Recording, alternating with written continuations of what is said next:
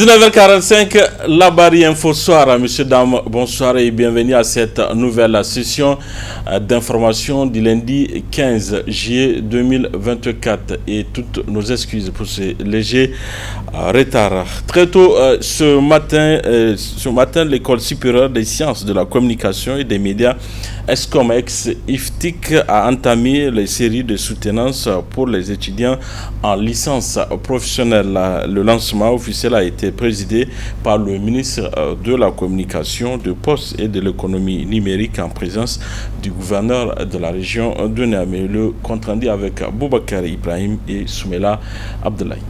3 semaines après l'examen de sortie pour le niveau moyen, l'École supérieure des sciences de la communication et des médias ESCOM ex-IFTIC marque ainsi le début des séries de soutenance pour le niveau supérieur. Il était précisément 8 heures passées lorsque le ministre de la Communication, des Postes et de l'économie numérique, arrivé, procéda au lancement officiel en présence du gouverneur de la région de Niamey. Tous deux n'ont pas manqué d'adresser des messages d'encouragement aux impétrants. Il s'agit effectivement des soutenances de fin de cycle niveau licence professionnelle pour nos étudiants de l'ESCOM. Là, c'est dans notre régime d'études. Effectivement, il est prévu à la fin du cycle que l'étudiant présente d'abord dépose un mémoire et il le soutient officiellement et solennellement. Cette année, on a eu la chance quand même, c'est une première fois qu'un ministre de l'État quand même vienne lancer officiellement ses soutenances. Donc de passage, je tiens à remercier quand même le ministre de la Communication ainsi que le gouverneur de la région de Niamey qui ont bien voulu faire le déplacement malgré cette petite pluie que vous voyez pour venir lancer officiellement ces soutenances de fin d'études. Des perspectives ont été retenues pour le bon déroulement de ces soutenances, indique aussi les directeurs. Toutes les conditions sont réunies parce que nous sommes en train de faire ces préparatifs depuis ça fait plus d'1 mois en passant de la programmation des étudiants au dispatching de différents mémoires jusqu'à arriver aujourd'hui. Je n'oublierai pas effectivement l'équipe technique qui a installé tout ce que vous avez vu comme matériel pour les filières où nous avons des films à projeter. Donc c'est pas aujourd'hui, c'est pas hier que l'organisation a commencé, ça fait pratiquement 1 mois que nous avons commencé cette organisation et vous avez dû remarquer, même les salles, on a dû les rénover et pour mettre les étudiants vraiment à l'aise lors de ces soutenances. Pour rappel, ils sont au total cette année 92 candidats toutes filières confondues qui auront à soutenir durant 4 jours. Le volet reportage de cette édition nous conduit à la caisse autonome des retraités du Niger à Karéni où les retraités se font établir un titre de pension. Comment se déroule cette opération? Élément de réponse dans ce reportage de Nafissatou Yahya et Sadou Doumi. Cette mobilisation à la caisse autonome des retraités du Niger Karéni fait suite au communiqué de la dite caisse fait à Niamey le 12 juillet 2024. Dans ce communiqué, la directrice générale de la Karéni invitait les retraités à se présenter munis de 3 photos d'identité à partir de ce 15 juillet 2024 afin de leur établir un titre de pension. Comment se déroule cette procédure? Ils nous ont demandé d'amener des documents que nous avons pu rassembler difficilement, on a amené. Jusqu'à présent, la première opération n'est quand même pas terminée, mais ensuite, ils nous ont demandé d'amener chacun 3 photos d'identité. D'ici la fin du mois, faute de quoi nous n'aurions pas nos pensions. Ils ont dit que c'est pour le contrôle. D'abord, d'accord, le contrôle est bon, mais moi je pense que le moment et la manière ne sont pas opportuns. Ils ne sont pas opportuns, vraiment. Parce que déjà c'est presque la fin du mois. D'autres n'auraient même pas le temps d'amener les photos là. Et comment ils vont faire? Ça veut dire qu'ils n'auraient pas leur pension à la fin du mois? Pour parfaire cette opération, un certain nombre de dispositions doivent être respectées selon ces retraités. Moi j'aimerais vraiment à l'avenir, quand ils vont entreprendre des initiatives comme ça, de nous prévenir à l'avance. 1, 2, 3, 4, 5 mois. Mais ce n'est pas avant 1 ou 2 semaines, on va demander aux gens de préparer tout ça là.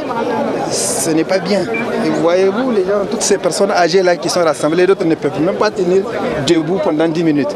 Et voilà, et je vous dis que maintenant moi j'ai le numéro 155.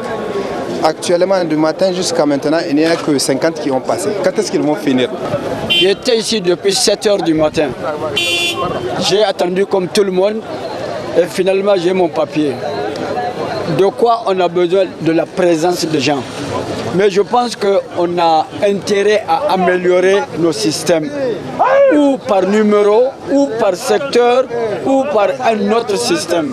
Mais quand plusieurs personnes se retrouvent comme ça, parmi lesquelles il y a des handicapés, des non-voyants, des gens qui ne peuvent même pas se tenir debout, je pense que nous devons continuer à améliorer le système pour que ça se passe correctement. Voilà. Rappelons enfin que cette démarche de la Caronie constitue une condition préalable de la Direction générale du Trésor et de la comptabilité publique pour le paiement des pensions du mois de juillet 2024. Une pratique ancestrale en voie de disparition, c'est le métier de crieur public. Ces derniers portent des communiqués et informations à l'intention de la communauté sur demande des chefs coutumiers ou des voix de personnes tierces. Découvrons ce métier à travers ce reportage signé Nafisot Yahya dans le cadre du partenariat IMS Labari.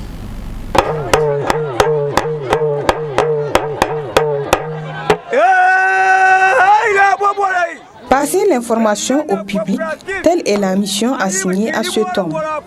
Muni de son tam-tam, Adam Kimba maîtrise toutes les phases pour captiver l'attention des habitants de la commune rurale de Liboré, située à une dizaine de kilomètres de Niamey.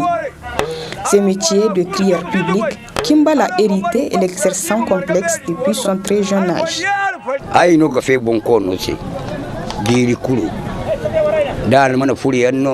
Je suis le crieur public du chef de canton de la commune rurale de Liboré.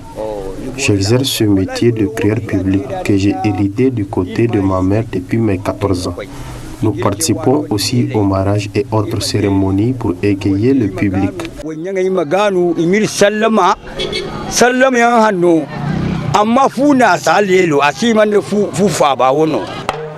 Aussi important soit-il puisqu'il s'agit d'informer, le métier de crieur public tend à sa disparition, a rappelé Kimba.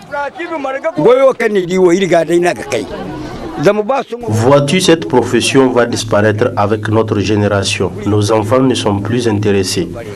Il faut beaucoup de patience pour l'exercer. Les difficultés, il en rencontre dans cette profession qu'il y a aussi tout donné. Grâce à ce métier, j'ai tout eu. J'ai construit 2 villas et je me suis marié.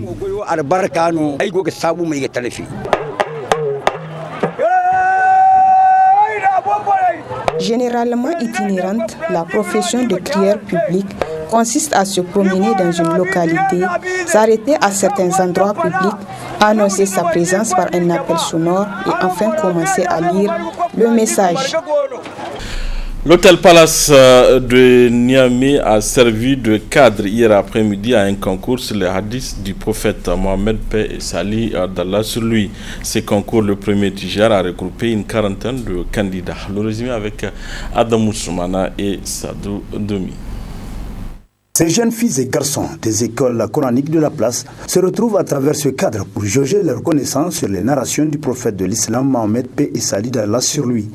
Un concours sur les hadiths initié par la section nigérienne de la fondation Mohamed VI des oulémas africains que n'a pas manqué de saluer le représentant du ministre de l'Intérieur à la cérémonie officielle d'ouverture. Je me réjouis de constater cette initiative louable sur le hadith du prophète sallallahu alayhi wa sallam, deuxième source de l'islam, dont c'est la première édition, après le Saint-Coran qui a déjà connu plusieurs éditions.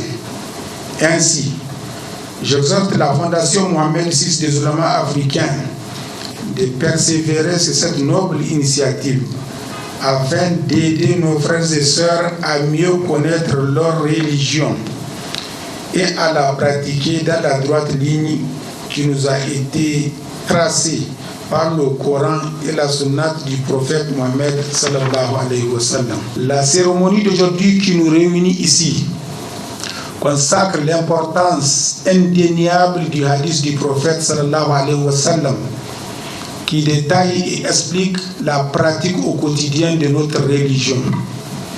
Les objectifs des religions sont fondés sur la réalisation des intérêts des pays et le bénéfice du peuple par la tolérance et la facilité, et non l'extrémisme, la radicalisation et les indigences, ce qui implique la compréhension correcte de la religion et réalise la tolérance de la grande religion islamique basée sur la miséricorde, la tolérance et la coexistence pacifique entre tous les peuples. Ça n'est suivi le concours proprement dit est importé sur 3 catégories, à savoir la mémorisation de 20, 30 et 40 hadiths par les candidats au nombre d'une quarantaine. Une première édition dont se réjouissent les organisateurs. L'un d'eux nous cite d'ailleurs l'objectif assigné à ce concours. La Fondation Mohamed VI a pour objectif même de la création, n'est-ce pas, de promouvoir la culture islamique. Et aujourd'hui, promouvoir la culture islamique, c'est parler, n'est-ce pas, des sources, surtout, n'est-ce pas, et les fondements de cette religion. Et il en fait partie, n'est-ce pas, des sources de cette religion. Après le Coran, nous avons les hadiths prophétiques qui viennent pour expliquer et éclairer, n'est-ce pas, souvent les versets. C'est un peu l'objectif qui s'est assigné cette fondation, de pouvoir promouvoir la culture islamique à travers des concours afin d'encourager les jeunes Africains à s'adonner beaucoup, n'est-ce pas, et au Coran et au hadith prophétique. C'était émouvant et c'était émerveillant parce que, comme nous l'avons réalisé ici, les compétiteurs étaient, sincèrement, ils étaient à notre attente parce que tous, ils ont très bien mémorisé les hadiths prophétiques. Souvent, comme nous l'avons su, c'est la première présélection liée au hadith prophétique. Puis vint la délibération qui a vu le sacre de 9 candidats, 3 dans chaque catégorie. A noter enfin que les gagnants de ce concours de présélection vont représenter le Niger au concours africain de hadith sous la houlette de la Fondation Mohamed VI des oulémas africains. Voilà, messieurs, dames, fin de cette édition. Merci à vous de l'avoir suivi. Au revoir.